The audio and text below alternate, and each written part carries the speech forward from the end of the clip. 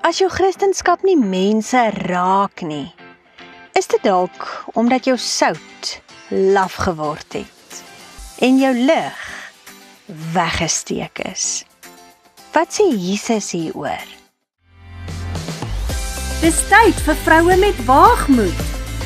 Kuier saam met my, Marina Meiburg, uit God se woord. Hallo kosbare vriende, welkom by die week se episode van Vroue met Waagmoed. Ek is so dankbaar dat jy saam met my kuier, want ons praat hierdie week en volgende week oor sout en lig. Soos jy weet, sê ek gereeld, want ek glo dit met my hele hart. Christendom is nie net iets wat ons bely nie. Ons leef dit in praktyk. En Jesus self wys dit vir ons so mooi en prakties in die bergpredikasie. In Matteus 5 vers 13 tot 16 gebruik Jesus alledaagse beelde om 'n diep geestelike waarheid tuis te bring. Hy begin met sout. Julle is die sout van die aarde, sê Jesus. Maar dan volg daar 'n ernstige waarskuwing. Hy sê, as die sout laf geword het, waarvoor is dit nog goed? Nou, ons almal weet waarvoor sout gebruik word. Dit preserveer, dit gee smaak. Sout ontsmet en reinig selfs, nê? Al brand dit soms 'n bietjie. En dan help dit ook om ons suiwerhede uit te trek. Maar aan die ander kant, die afwesigheid van sout bevorder bederfbaarheid of vrot word. Dis smaakloos, onrein, besmet, of sommer net eenvoudig onbruikbaar. Nou, Jesus praat in die bergpredikasie met sy kinders en in vandag se tyd gelowiges. Mense wat hom volg en met hom in verhouding leef.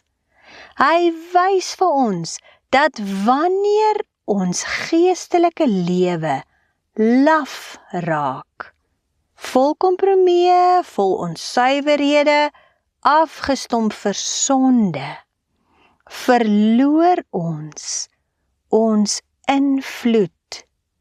Ons is steeds daar, maar ons maak nie meer 'n verskil nie.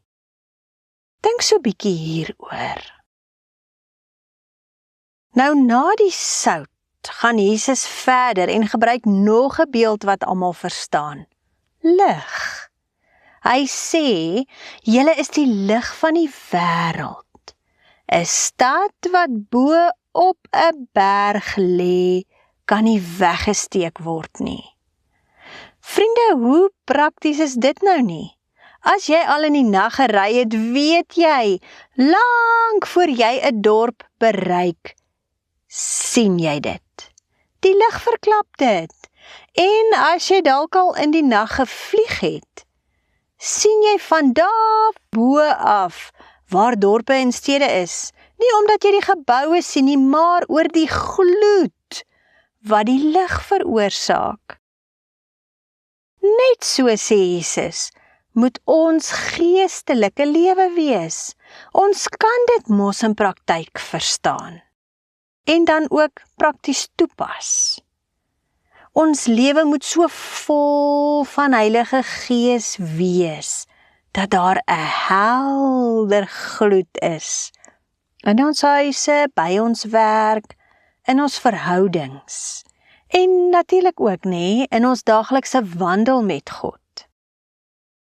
Dan bring Jesus dit nog so 'n stappie nader huis toe. Hy sê, 'n mens steek nie die lamp op en sit dit onder die maatemmer nie, maar op die staander. Wanneer Jesus ons wederbaar deur sy Gees, kan ons nie dit wat hy in ons gedoen het wegsteek nie. Nie om raak gesien te word nie, maar sodat ander kan sien.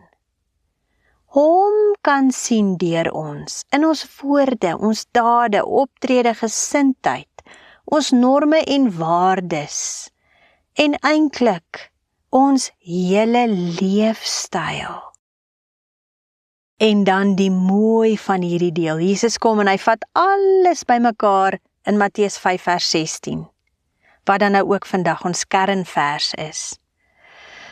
Laat julle lig so skyn voor die mense, dat hulle julle goeie werke kan sien, en julle Vader wat in die hemel is, verheerlik.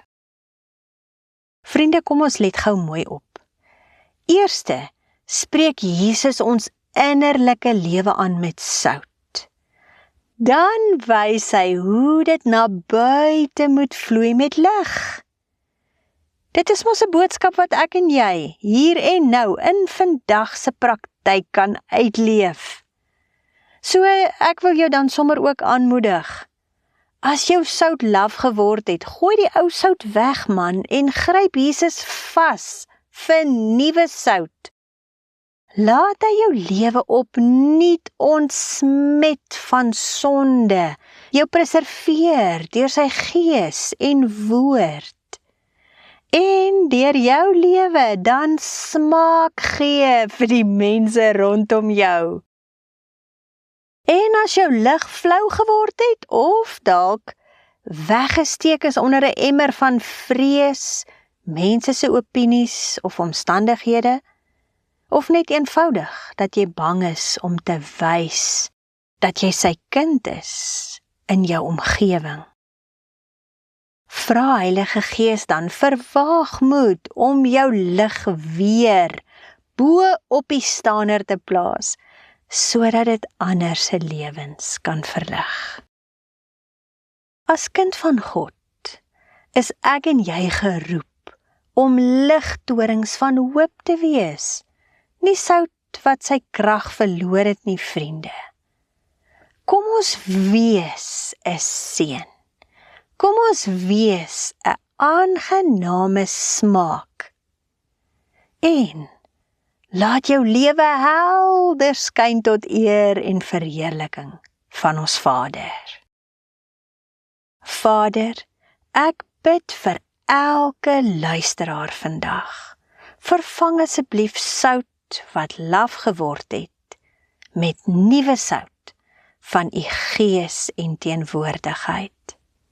Gee vir ons waagmoed om ligdraers te wees soos stede op 'n berg en lampe op 'n staander tot eer van u naam en uitbreiding van u koninkryk. Ek loof u in Jesus naam. Amen.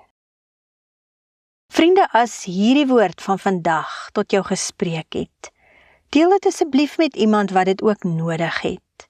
En skakel volgende week weer in as ons verder gesels oor Matteus 5 se sout en lig.